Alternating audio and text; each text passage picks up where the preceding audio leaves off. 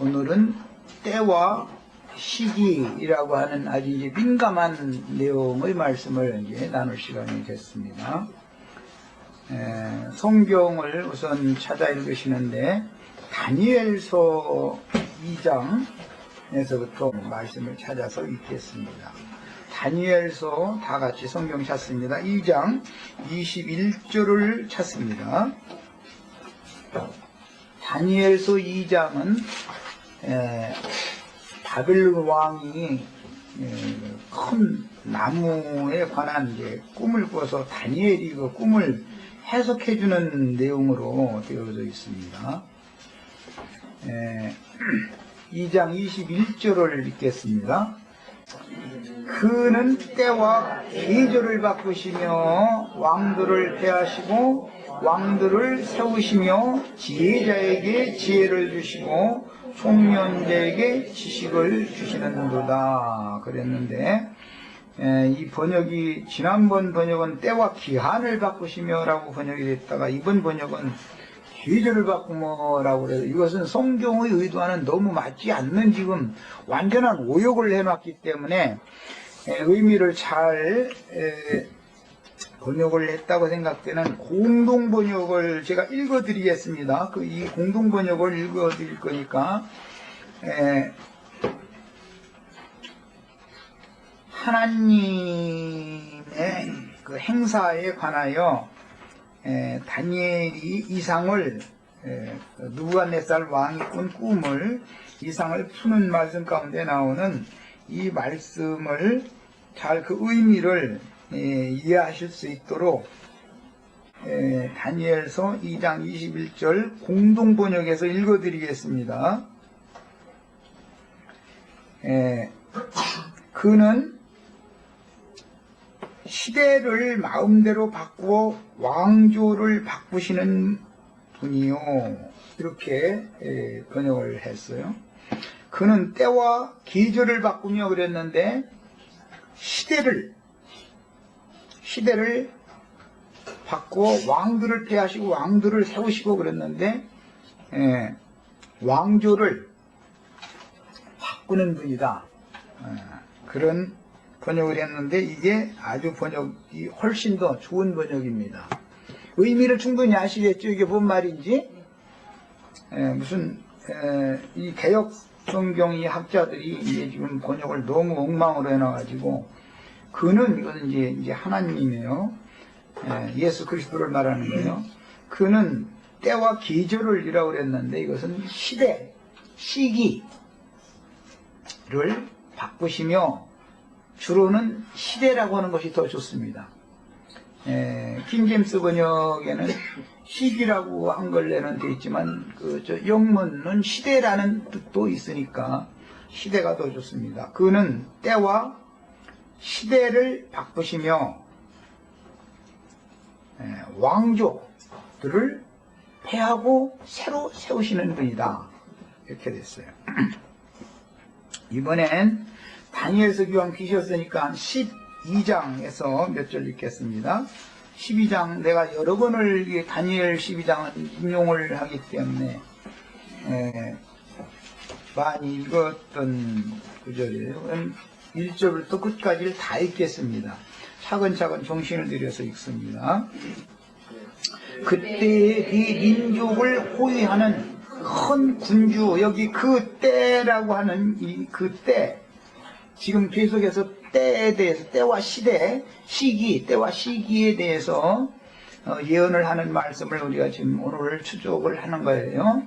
그런데 그때라는 것은 예수님께서 부활하실 때를 말하는 거예요. 구속을 이루시고 부활하실 때를 말하는 거예요. 이것은 이제 다니엘이 그 때와 시대에 대해서 쭉 암시 기도를 함으로, 금식하면서 기도를 함으로 하나님께서 가브리엘 천사를 보내서 계시를 보여주셨는데 그 계시된 내용이라는 것은 예언된 메시아인 예수 그리스도께서 오셔서 구속을 이루시고 시대를 바꿀 것을 예언하는 내용들인 거예요. 다니엘의 중심이라는 거예요. 이것이.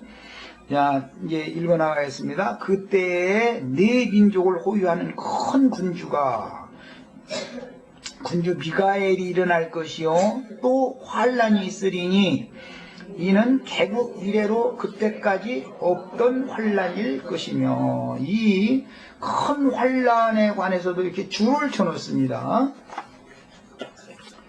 계시록에는 이제 짐승의 때다 그러고 마지막 한 일에 이제 후반부 주로 중점적으로 이제 환란의 때라고 그랬고, 예수님도 다니엘이 말한 바 어느 때를 말씀을 인용을 하실 때 이제 이 말씀을 9장에서 12장 사이에 계속해서 인용되어진 이 말씀을 예수님도 인용하셨어요. 그래서 전에도 없고 후에도 없는 큰 환란이다. 그리고 구약 성경에는 야곱의 환란, 요셉의 환란으로 이게 상징이 되었는데, 필라델피아 교회 이기는 자들에게는 이 큰 환란의 때를 면하게 해주겠다 이런 약속도 있고, 그때에 일어날 어떤 환란이라고 하는, 즉 말하자면 흔히 세상 교계에서 말하는 주님의 재림 때, 재림을 위해서 짐승이 역사되는, 즉 어둠의 권세가 역사할 수 있도록 허락받는 이 때가 여러 모양으로 이렇게 예언이 되어 있습니다. 자, 개국 이래로 그때까지 없던 환란일 것이며 그 때에 네 백성 중 책에 기록된 모든 자가 구원을 받을 것이다. 그래서 이 그 때라는 것은 예수님이 부활 때를 말한다라는 걸, 다니엘서에서는 초림 예수님에 대해서 모든 것들이, 다니엘서뿐 아니라 구약 성경은 모두 흔히 말하는 초림 예수, 인자로 오실 예수님의 때를 목표로 맞춰두고 예언을 한 거예요. 그러나 이제 신약 성경에서 또 그 때와 기한 얘기가 이제 또 나오고, 신약 성경에 또 그 때에 관한 말씀이 나오면 흔히 말하는 재림의 모든 말씀이 표적이 맞춰지는 거예요. 그러니까 이제 이것을 잘 염두에 두어가면서 읽어나가셔야 되겠어요.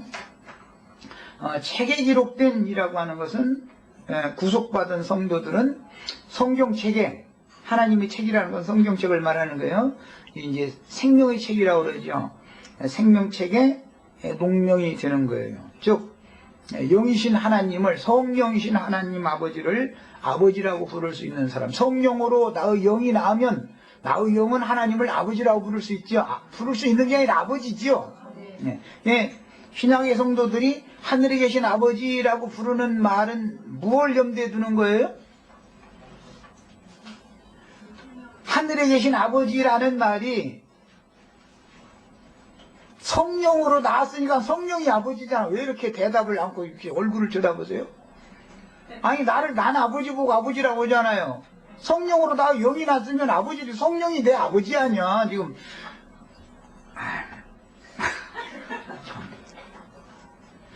하늘에 계신 아버지여라고 말하면 성령을 말한다 이 말이에요. 영이 난 사람이나 하늘 아버지를 아버지라고 하는 거 아니에요. 하늘 아버지는 성령이죠. 성령으로 내 영이 나왔으면 말이요, 성령으로 내 영이 나지 않았으면 내가 나영재 지금 무슨 소리 하는 거야. 하늘에 아버지가 있다니 이제 이럴 것이고, 그냥 아무 의미도 없고 아버지가 누군지 알지도 그냥 아버지 그랬단 말이야. 지금까지 아버지가 누구냐고 그러면 성령이라고 확실하게 대답을 해야지. 그걸 대답을 하니까 않고 나 얼굴만 쳐다보면 어떻게. 성령으로 났으면 나를 난 분이 아버지 아니에요. 확실해져? 성령이 내 아버지인 것이 확실하냐고?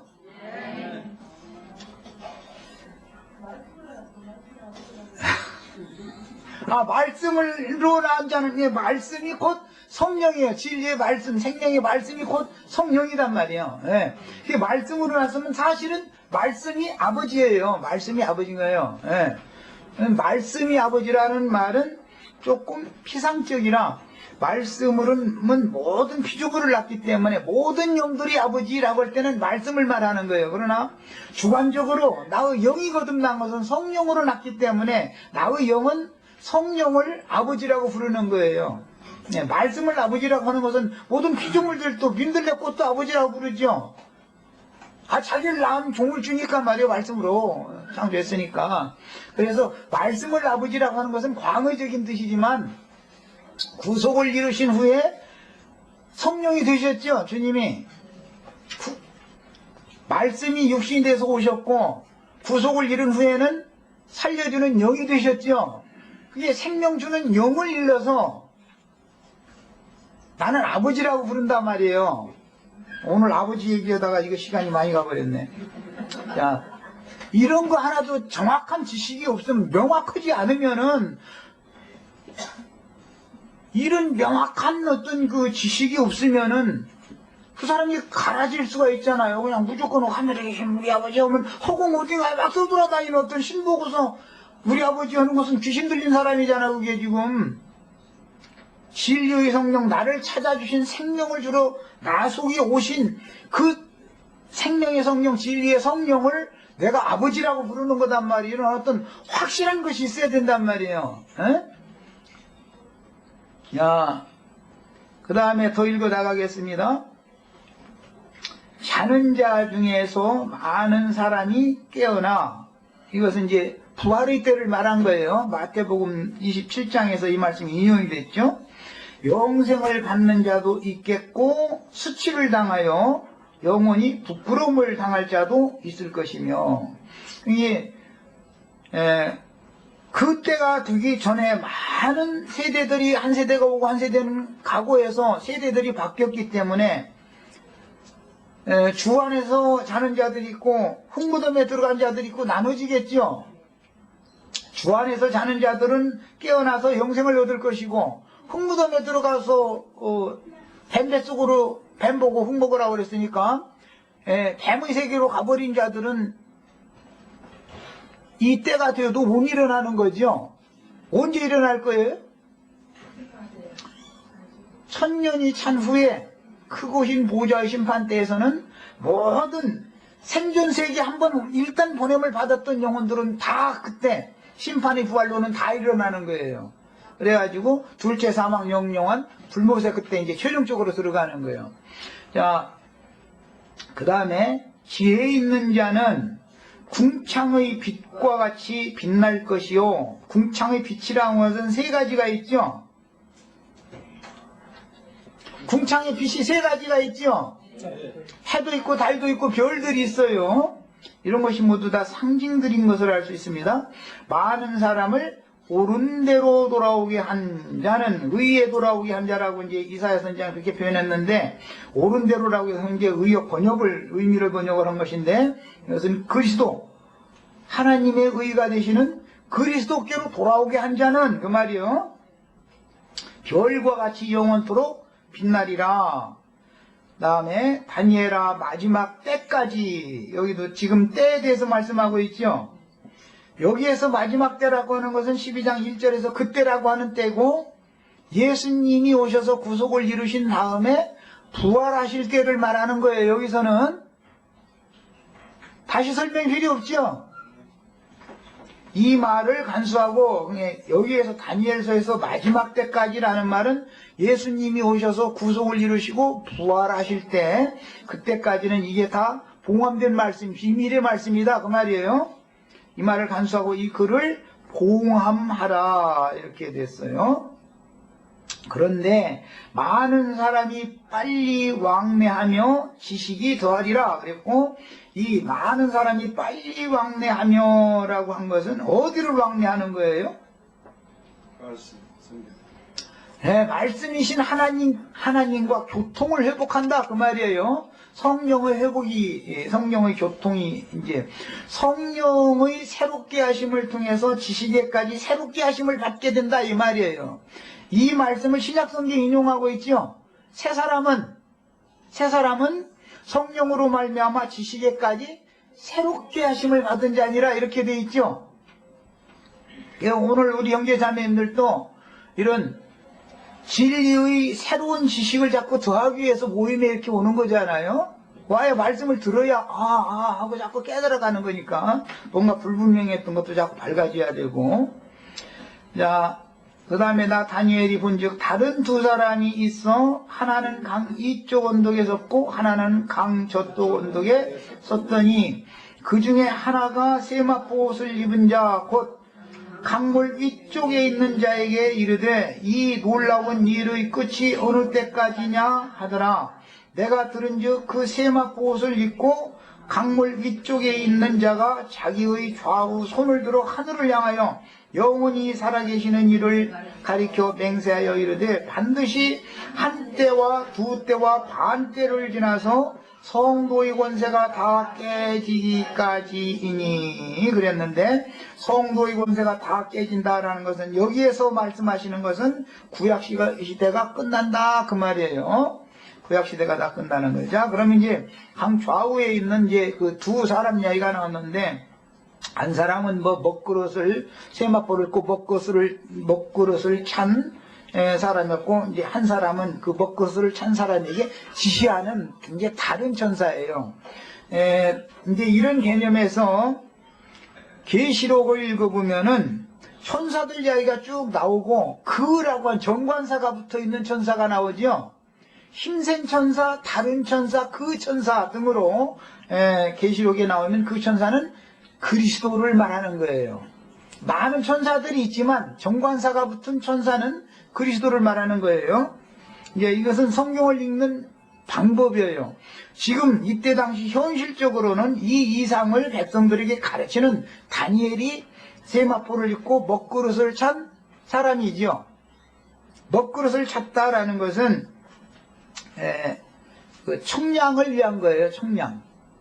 계시록에서는 두 증인에게 권세를 맡겼다 그랬는데, 그게 이제 먹그릇을 찼다고 하는 것은 목수가, 그거 보셨나 모르겠네요. 요즘에는 그런 걸 잘 안 하는데, 나무를 재단을 할 때 곧게 반듯하게 그것을 하려면은 나무는 반듯한 것 같이 보이지만 휘어있기 때문에 정확하게 하려면은 저쪽에다 못을 박아서 먹줄을 또 이쪽으로 해가지고 이렇게 해서 툭 튕기죠. 그런 거고 반듯한 그대로 톱질을 해야만 양쪽이 정확하게 갈라지는 거예요. 그래서 이제 청량을 한다라는 개념을 갖고 있는 거. 먹그릇을 잤다 그러면 이제 오늘 우리 다른 분들에게는 안 그러고, 오늘 우리 형제 자매님들에게는 내가 지금 먹그릇 가지고 그냥 지금 재단하고 먹을 때 그냥 먹줄 튕기고 있는 중이에요. 지금 하는 말이 지금 먹줄 튕기는 거예요. 이렇게 생각하시면 되겠어요. 이제 이런 개념의 성경이라는 것은, 자, 그 다음에 성도의 권세가 다 깨진다라는 것은, 계시록에서는 어둠의 때, 짐승의 때, 성도의 추수가 이제 맞춰지면 교회 시대가 끝나는 것과 관계가 있는 거예요. 이건 늘 이제 반복되는 것이기 때문에 영적으로 적용하는 거예요. 자, 그 다음에 내가 듣고도 깨닫지 못하니라. 내가 이르되 내 주여 이 모든 일의 결국이 어떠하겠나이까? 아니, 다니엘서의 모든 예언들을 이제 전체적으로 물어본 거죠. 다니엘 선지자가. 그가 이르되 다니엘아 갈지어다. 이 말은 마지막 때까지. 여기 마지막 때라는 말이 나왔는데, 이 마지막 때라는 용어는 히브리서 기자는 이 모든 날 마지막에 또는 말세라고 표현을 했어요. 자, 그러니까 예수님이 이 세상에 오셨을 때는 마지막이고 말세의 시작이지요.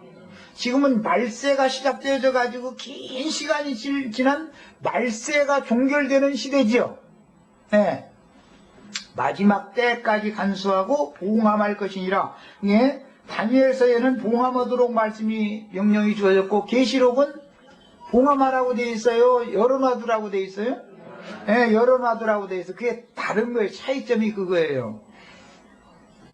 그래서 이제 다니엘서에서 봉함되어진 말씀은 첫 번째 인을 예수님이 오셔서 봉함된 그 인봉, 7인으로 인봉된 말씀을 띄기 시작하죠. 예, 계시록에서는 5장에 그 말씀이 나와요. 예, 그래서 천지 중에 봉함된 말씀을 열어줄 자가 없어서 요한사도가 이제 울었다고 그랬어요. 그랬더니 천사가 와서 예수 그리스도 그분이 이긴 자이기 때문에 이 봉함된 책을 떼어줄 거니까 이제 그에게 그 봉함된 책의 말씀을 네가 받아라, 이제 이런 내용이 왔어요.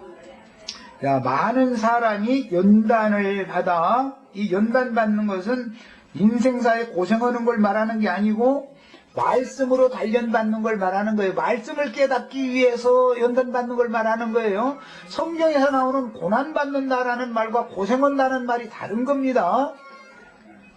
인생사는 고난받는다고 해요? 고생한다고 그래요? 고생한다고 그러죠? 인생사 고생하는 사람은 하나도 없죠.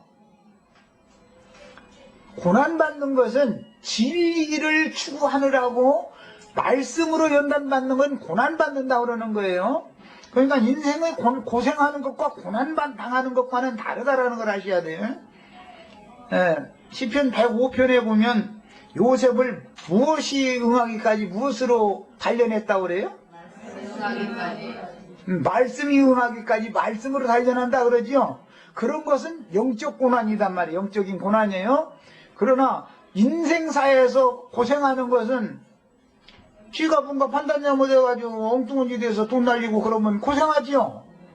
그래가지고 어디 가서 비싼 이자 얻어가지고 함부로 물퍼쓰고 퍼쓰고 다 날려먹으면 고생하는 거지 뭐 그거야. 그건 그런 것을 자기 고난받는다 이렇게 말하면 그거는 성경 의도는 안 맞는 말인 거예요.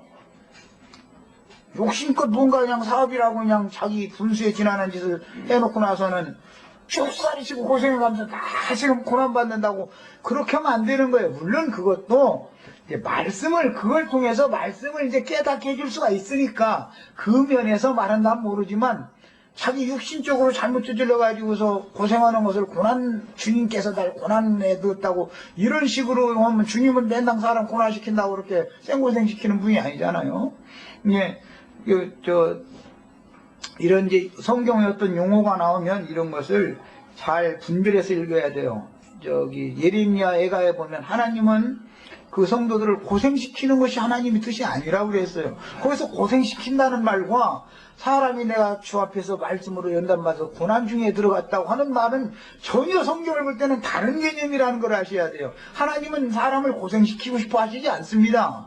사람이 욕심으로 말미암아 판단 부족으로 말미암아 교만해져서 엉뚱한 짓을 저질렀기 때문에 거기에 하나님은 의로운 분이기 때문에 당연히 사람이 하는 어떤 행동에 대해서는 자기가 하게 허락을 하시지만 거기에 대한 책임 추궁은 반드시 하는 분이라는 것을 꼭 알고서 인생을 살아야 겸비하게 살고 실패 없이 살 수가 있는 것이죠.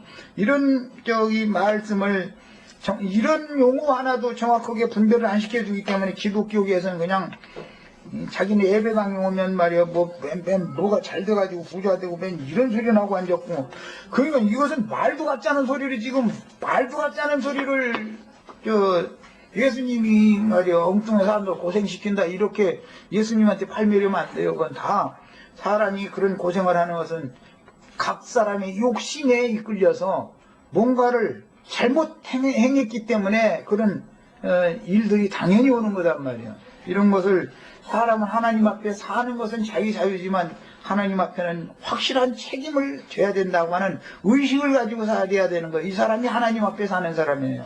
그래서 내가 이걸 이미 강조해둡니다. 자, 그 다음에 많은 사람이 연단을 받아 스스로 정결하게 하며 연단을 받으니까 어떻게 됐어요? 정결케 되어졌죠. 이것이 고난이에요. 이것이. 악한 사람은 악을 행하리니 그러니까 또 이제 이것도 막 도둑놈은 막 도둑질을 더하고 이제 이런 식으로 해석하면 안 되는 거예요. 성경이 말하는 악한 사람이라고 하는 것은 빛으로 찾아오시는 항상 은혜로 나의 인생의 삶에 개입하셔서 매사를 간섭하시고 꾸중하시고 책임 추궁을 하시고 너 그때 네가 이렇게 한다고 네가 그걸 고집부려서 그렇게 하더니 지금 결과 이렇게 됐지 않냐. 이런 거 책임 추궁을 하시고 이렇게 하는 게 뭐예요? 하나님이 나를 지금 의의 길로 인도해 가시는 과정이고 방법인데 악한 사람은 하나님의 말씀을 안 들으려고 그런다 이거예요. 그리고 제 길로 계속 자기 고집을 부리고 그냥 자기 욕심의 소견에 따라서 뭔 일을 막 행해버린다 이거예요. 생각, 말, 행동을 그렇게 함부로 한다 이거예요. 이런 사람을 성경에서 악한 사람이다. 하나님의 뜻을 거슬리는 걸 악한 사람이다 그러는 것이지 사람이 꼭 뭐 도둑질을 하고 뭐 무슨 나쁜 짓을 하는 사람만 악한 것이 아니에요. 내 마음에 벌써 하나님의 말씀을 들을 마음 자세가 되지 않으면 벌써 악이 역사하는 거예요. 그것이. 이런 뜻이에요. 그 다음에 악한 자는 아무것도 깨닫지 못하다. 아무리 연단을 받지만 악한 자는 깨닫지 못한다는 거예요. 오직 지혜 있는 자는 깨달으리라. 그러면 지혜가 사람에게 있겠습니까? 다른 게 아니라 겸비해지는 거예요. 하나님 앞에는. 그러면 지혜이신 그리스도가 오셔서 깨닫게 해주시는 거예요. 말씀 앞에서 우리는 그래도 교만해 있으면 안 된다는 것이 참 중요한 말입니다. 그 다음에 매일 드리는 제사를 폐하며, 이것은 지난 시간에 역사상에 일어났던 그 안티오쿠스 에피파네스라고 하는 수리아의 그 왕이 일어나서 마카베오 제사장 시대에 그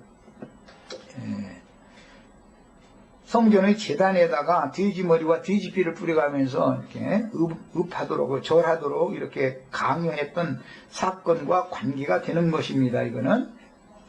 자, 그런데 그건 역사적인 사건이고, 사실은 마귀가, 사단이 보낸 사자인 마귀가 세상에 어떤 그런 권세를 가지고 와서 여러 가지 방법으로, 지금 이것은 이제 강압적인 방법으로 이렇게 해서 우상숭배를 하도록 이끄는 것이지만, 사실은 마귀는 이렇게 강압적으로만 하지 않습니다. 미혹을 할 때는 아주 너무 순한 방법으로, 선한 방법으로 사람들을 깨가지고 우상숭배를 하게 만들 수가 얼마든지 있죠. 그것이 더 무서운 것이죠. 이제 이것은 이제 마지막 짐승의 때이기 때문에 강압적으로 그 배도를 하게 하는 것을 상징하는 거예요. 그래서 배도를 하게 한 것은 예수님이 보내심을 받았지만 예수님의 말씀을 귀담아 들으려고 하지 않고 유대교 지도자들이 모세의 제자를 자처해 가면서 주님의 말씀을 자꾸 배반을 하고 오히려 예수를 죽이고 이제 그런 짓을 했죠. 그래서 역사상에는 안티오쿠스 에피파네스가 이렇게 제사를 제지를 가지고 이제 제사를 하게 했지만, 영적으로는 세상의 모든 부정하고 더러운 것들을 섬기기 위해서 주님의 거룩한 말씀을 배척하고 예수를 이제 핍박하고 죽이는 거예요. 계시록에 와서는 두 증인이 결국 이렇게 죽임당한단 말이지. 대적자들에 의해서 이렇게 이제 다시 이제 재반복이 된 것입니다. 자, 일단 다니엘서 여기까지 하고, 여기 1260일, 1290일, 2335일 이 날짜 이야기는 이제 계시록 안으로 들어갔을 때, 그때 그 75일에 관한 이야기는 그때 상세하게 하겠습니다.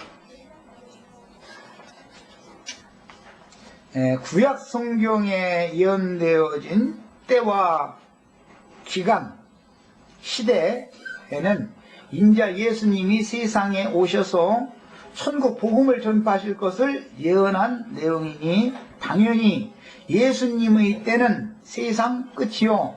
예수님이 이 세상에 오셨으면 세상 끝이 시작이 된 거죠. 히브리서 9장 26절에는 세상 끝에 죄를 없이 하시려고 나타나셨다. 그런데 이제는 또 한 번의 세상 끝에는 죄와 상관없이 또 나타나신다. 이렇게 돼 있죠. 그래서 세상 끝이 두 번이 있죠. 예수님이 처음에 나타나신 것은 죄를 없이 하시려고 나타난 거고, 또 나타나시는 것은 이제는 죄와 상관없이 나타나시는 거예요. 죄가 없어졌으니까. 그래서 이제 성경에는 이런 표현이 나왔다. 그 다음에 말세의 시작이었다. 이 모든 말 마지막에는 아들로 말씀하시기 시작했죠. 사도행전 2장 17절에는 말세에는 내 영을 모든 육체들에게 부어준다 그랬는데, 예수 그리스도께서 구속을 이룬 다음에 진리와 생명의 성령을 모든 육체들에게 성령을 보내신 것은 말세지요. 그때부터. 자, 그 다음에 말세를 만난 성도들에게, 지금 이제 예수님이 성령이 임하신 이후로부터 지금까지 계속 말세가 계속 가고 있는 거예요. 그래서 이제 그 서신서들 보면은 말세를 만난 너희들에게 이렇게 이제 경고를 주는 얘기를 하고 있는데, 이것은 말세를 만난 성도들에게 세상 끝날은 매 세대마다 각자에게 1차로 적용되고, 그게 세상 끝이라고 하는 것이 각자에게, 말세가 각자에게 1차로 적용되지요. 2000년 전에부터 이미 말세가 시작했으니까 세상 끝이 그때부터입니까? 2000년 동안 육신으로 사는 사람 하나도 없죠. 그러니까 각자에게 자기 세대 동안의 말세, 세상 끝이 적용 일단 1차적으로 되는 거예요. 적용되고, 경륜적인 마지막 한 일회의 끝 날들이 있게 마련입니다. 그래서 그 한 날을 보고자 하되 볼 수 없고 그 날은 많은 날들로 이루어져 있죠. 지금 예언된 우리들이 지금 보고 있는 이 예언된 말세라고 하는 그 날이라는 것은 한 날이 아니고 날들입니다. 그리고 복수예요. 이것은 계시록에서는 1261이라고 하는 날들로 되어 있는 거예요. 자, 그 다음에 이처럼 한 일회의 경륜적인 끝 날들이 있게 마련입니다. 그 다음에 큰 환란의 때인 마지막 한 일에는 여러 가지의 일들이 나타나겠지만 말세의 특별한 징조로는 말세는 무슨 징조가 있겠습니까? 하고 지지자들이 이제 물었어요. 특별한 징조는 물질 문명의 획기적인 발달과 함께 군대 귀신들의 공개적인 활동으로 인하여 모든 인간들의 정신세계가 회복할 수 없도록 부패하게 된다는 것인데, 더러운 귀신 들린 자들이 많이 일어나서 특히 종교 사기꾼들이 되어져 내가 그러다 하면서 어리석은 신자들에게서 특징이 뭐냐, 재물을 착취하는 거예요. 이건 특징이에요. 착취하며 어리석은 신자들에게서 세상 영광을 받는 거예요. 이것이 말세의 특징이에요. 그건 매 세대에 다 이런 놈들이 있었었지만, 뭐 놈들만 있는 게 아니라 연도 있어요. 이제 가끔은 이제 이런 이상한 작자들이 가끔 있었지만, 시간이 지날수록 이런 작자들이 더 많이 생겨난다는 거죠. 그만큼 사람들은 빛보다 어둠을 더 좋아한다라는 증거다, 이것이. 빛의 말씀을 아무리 증거해줘도 어둠에 잡힌 자들은 어둠으로 다시 돌아가게 돼 있어요. 그래서 어떤 분들은 이제, 아니, 이런 말씀 받고서 나가는 사람도 있냐고. 아니, 예수님 말씀 듣고도 저 배두자들이 많이 있는데, 나 같은 이런 사람이 하는, 인간이 하는 말 듣고서야 당연히 나가는 사람이 많죠. 다 그들은 여전히 빛보다도 어둠을 더 사랑하기 때문에 그러는 거예요. 이거 인간 속에는 어둠을 더 좋아하는 기질이 있다 이거예요. 특성이 다 있어서 그래요. 그래서 뭔가 거짓부렁하는 종교 사기꾼들한테는 사람들이 그냥 백절치든 몰려. 여기는 뭐 오늘은 어쩌려고 책상이 꽉 찼네. 이상하게 많이 왔네. 그런데 여기는 이거 뭐 몇 자리 안 되는데도 책상이 안 차. 이건 뭐냐, 사람들이 말씀 듣는 것을 그렇게 인생의 목적으로 삼지 않는다라는 반증이다 이 말이에요. 육체가 좋아하는 말 듣는 것을 그렇게 사람들이 넣는 거예요. 그게 뭐죠? 빛보다 어둠을 더 사랑한다라고 표현이 되어 있어요. 육신에 무슨 뭔 일이 막 일어나서 기적이 일어나서 휴거되고 비행기 막 조종사가 뿅 오고 휴거돼가지고 비행기 기름 다 떨어질 때까지 막 날아가다가 이제 떨어지면은 다 죽고 맨 이런 소리 오면은 그냥 거기에 사람들이 그냥 많이 모여. 무슨 놈의 심술구주는 하나님, 아니 하나님을 믿어도 그렇게 심술구주는 하나님을 믿는단 말이요 세상에. 그러면서 또 그 사람들이 입만 벌리면 하나님은 사랑이시라 사랑하시라는 분이라고 또 이러고 앉았어. 무슨 놈의 사랑이 100몇십 명씩 탄 비행기 날아가는데 조종사 뿅 하고 휴거시켜가지고서 비행기 기름 떠질 때까지 가다가 추락시키는 하나님이, 그게 사랑하는 하나님이란 말이에요. 사람들이 너무 말 같지 않은 소리를 하면은 사람들이 그렇게 많이 모여요. 그런데 진리를 증거하려고 그러면은 안 들으려고 그래요. 이게 참 너무 놀라운 일이에요. 비밀이죠, 이런 것이. 그 다음에 속세의 타락이야. 요즘에 속세의 타락, 지금 막 어둠이 막 역사하다 보니까는 요즘에 주먹 많은 것들도 이상한 짓 하고 막 그러고 다녀요. 이제 참 옛날 같으면 호적에 잉크도 안 말렸다 이제 그래가지고 이제 헌애들도 부모 말 안 들어. 다 그냥 가출해가지고 지멋대로 떠돌아다니면서 멋대로 하고. 그래도 이것은 무슨 군대의 힘이나 경찰의 힘으로 이것을 질서를 잡을 방법이 없다 이거예요. 그만큼 어둠이 그렇지 않아도 어둠의 세상인데 어둠이 온 세상을 지금 이렇게 점령해 나가고 있는 증상이잖아요. 그래서 이런 속세의 타락이야 누구나 다 알 수 있도록 드러나게 마련이지만 중요한 것은 간교한 뱀의 사자들인 종교사기꾼들은 진리를 대적하는 다른 교훈으로 다른 용을 사람들에게 세뇌시켜서 정신세계를 혼잡하게 하는데 특히 삼위일체 교리의 바탕을 둔 인자 예수의 공중재림 아주 이것이 그냥 하여튼 아주 목매달어 아주 예수님 공중에서 그냥 나팔 부르면서 오는 거 아주 이제 그들은 이제 이 근거가 삼위일체에 있는 것이죠. 성령은 보내셨는데 아버지와 아들은 지금 이제 하늘에 있다가 이제 아들만 이제 며칠 날 또 올 거라고 이제 아버지 혼자 남는 거 이제 그때는 이제 여기에 근거해가지고 그 삼위일체를 영 안 버리려고 그래. 이게 참 너무너무 놀라운 귀신 장난이죠. 그 다음에 혈과육은 하나님의 나라를 유업으로 받을 수 없고 모든 인간에게는 한 번 죽는 것은 정하셨고 그 후에는 그 영혼의 심판이 있는 것이 하나님의 정하시며 그럼에도 불구하고 죽기를 무서워해가지고 일생에 매 종로로 가는 자들의 특징이 뭐냐? 육체가 뿅 하고 식어된다는 거야. 어디로 되냐 그러면 저 공중 구름 속으로 뿅 하고 그렇게 예수님이 공중 재림하실 때 자기 공중으로 이렇게 식어된다는 거야. 근데 나는 당신 거기 공중에 가서 똥 싸면 지구에 또 당신 싼 똥덩어리 또 지나가는 사람 머리에 떨어지게 만들려고 그러냐고 그러면서 비아냥거리는 얘기하면 그게 무슨 소리인지 알아듣던 거네. 육체가 거기에 가서 육체가 구름 속에 떠돌아다니는 손오공 되고 싶은 거예요? 도대체 뭘 어떻게 하자는 거예요?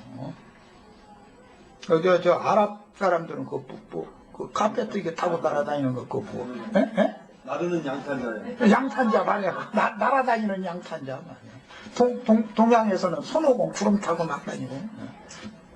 손오공이 되는 게 아니라 손오공은 예수님이 되고 그들이 생각할 땐 자기 저팔계에 돼지겠지. 저팔계 매가지고 막 꿀꿀꿀꿀 하면서 막 구름 타고 다니고 싶다는 거예요. 지금 내가 이런 얘기를 농담 비슷하게 하는 것은 너무 말도 같지 않은 거짓말을 하는 종교 사기꾼들한테는 사람들이 그렇게 순종을 잘하고 많이 모이는데 진리의 증거를 하면은 죽어라는 것이 당신 죽는 것이다 이렇게 말하면은 기절해 아주 기절해. 이사야서 57장에 보면 뭐라고 돼 있어요? 의인이 갑자기 주님 앞에 데려감을 받는데 그 대적자들이 보는 앞에서 데려감을 받는다 이랬는데 데려가신다는 게 뭔 뜻이요? 죽는 걸 말하는 거죠. 그날에 하나는 버려둠을 당하고 하나는 데려감을 당한다. 그럼 데려간다는 게 뭔 뜻이요? 죽었다. 버려둠을 당했다는 건 뭐예요? 세상에 버려둠을 당하면 바깥 어둠, 지금 세상에 어둠이면 빛이요? 한 놈은 세상에 놔두고 한 놈은 한 놈이 아니라 한 사람은 데려가시고 한 놈은 세상에 놔뒀다 이 말인데 뭐 바깥 어둠에 버려둠을 당하는 것이 뭐 그렇게 좋아. 나는 하루라도 빨리 데려가시라고 그래. 그런데 이런 얘기하면 말이야 자기 휴가 될 날만 이렇게 기다리는 이건 뭐예요? 다 종교 사기꾼들에게 다 속아서 지금 그게 되는 거예요. 시간 들여 돈 들여 수십 년 동안 신앙생활 한다는 거 결과가 뭐냐 이거야 도대체. 종교 사기꾼들을 통해서 역사하는 뱀의 역사가 더 간교하고 더 무서운 것이다 이 말이에요. 세상에 어둠이 이렇게 밀려오고 세상에 어두운 일들이 충만한 거야. 세상 사람들 다 똑같이 탄식해. 아이고 말세요 말세 막 그러고 지하철에서 뭐 어떤 할머니 할아버지를 뭐 소녀가 어떻게 했다나 욕을 했다나 때렸다나 뭐 막 신문에 나오고 그러면은 막 말세야 말세. 말세니까 또 할머니들도 괜히 쓸데없이 괜히 지하철 타고 다니면서 행패 당하고 그러지. 뭐 집에 가만히 있지 않고서 쓸데없이 어디 무슨 할머니 할아버지들 무슨 공원에 가면 어디 앉을 자리가 없어 도대체. 아들 한 번이나 가보면 뭐하는 짓들이 도대체. 집에서 손자나가지고 있는 그런 추모 안 당하잖아. 그거 자기네들이 말세를 유발시키고 나서는 남 얘기하면 안 돼. 세상에 그런 걸 어떻게 어둠이 충만해서 그런 걸. 그런데 어른들이 먼저 어둠의 일을 어른들이 먼저 유도를 하기 때문에 내가 이런 소리 하는 거예요. 늙었다고 뭐 늙은 게 자랑이야. 그 자리에 앉는 것이 무엇이 대견하다고 그냥 다리 한 벽 비준다고 싸우고 그래요.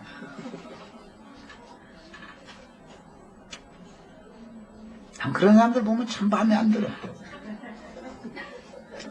그래서 나는 그쪽 자리는 절대 안 가, 저쪽 가서.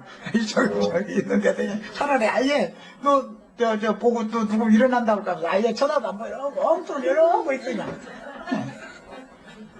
그 잠깐이 뭐 가는 데가 있는 뭐, 그게 길어봐야 한 시간인데. 딴 얘기까지 갔는데, 자, 그 다음에 육체의 휴거, 그 다음에 짐승의 이름을 이마에나 오른손에 이제 표시로 받아 멸망에 들어가는 문제, 이런 것은 또, 요즘에는 또 무슨 벨칩을 이마를 째고 듣는다, 손바닥을 째고 듣는다, 한다고 하고, 그냥, 벨칩 받으면 멸망한다고 난리야, 보면 아주.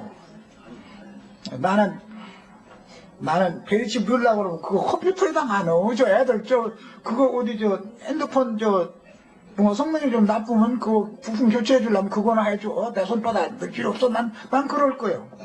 그게 말이 되는 소리야 도대체. 사람들이 생각이. 그런데 그런 혼란한 말을 하면은 아니 벨칩이 짐승의 이름이란 말이야? 벨칩에다가 짐승이라고 써놨나?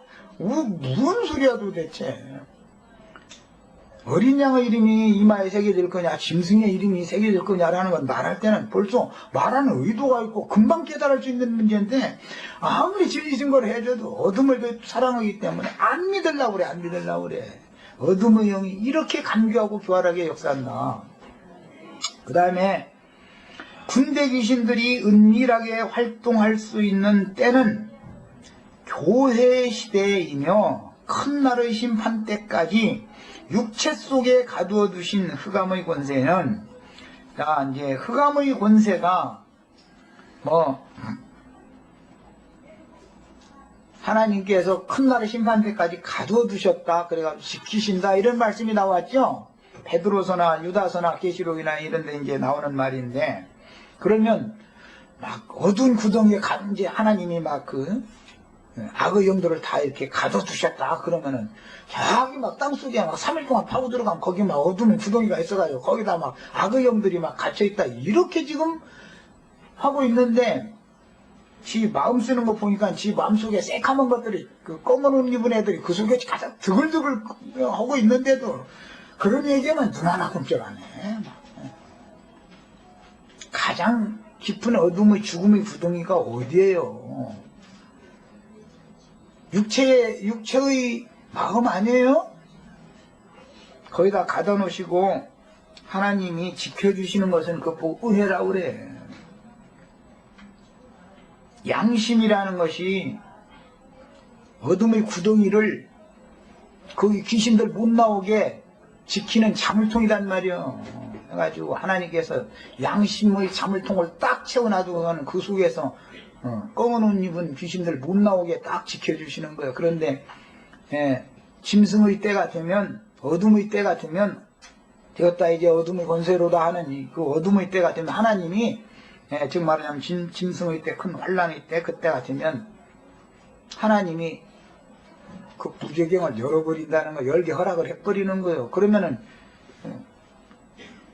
연통 모든 인간들 속에 들어있던 모든 잡귀라는 잡귀는 다 나와가지고 그렇지 않아도 어두운 세상인데 완전히 어둠으로 덮어버리는 것이란 말이야. 이런 것을 심판이라고 그래요.